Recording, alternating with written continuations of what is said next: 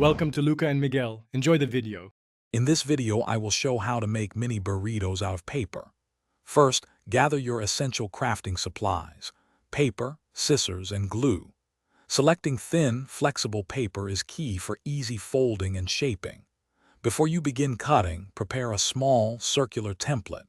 This will ensure all your mini burrito tortillas are uniform and perfectly round, making the next steps much simpler to execute.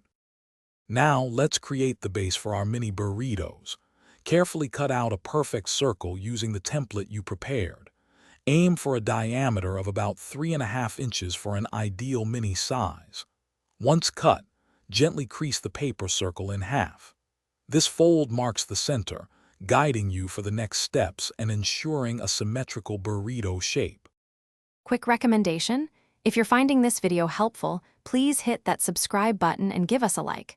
On another note, make meal prep easy with these fantastic leak-proof containers. They're perfect for keeping your real burritos fresh and organized. Check the description below for the link to these and other great deals. Now, let's get back to the video. Time to add the delicious-looking fillings to our paper burrito.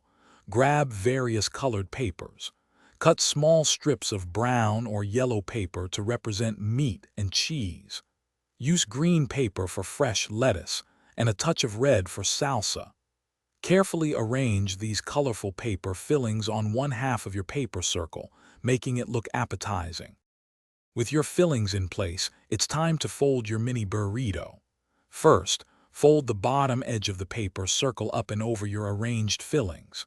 Next, fold in both sides, overlapping them slightly to create a snug, realistic wrap. Finally, secure the last fold with a small dab of glue. This will keep your adorable paper burrito perfectly intact. Thanks for watching and please subscribe. It's the best investment you'll ever make.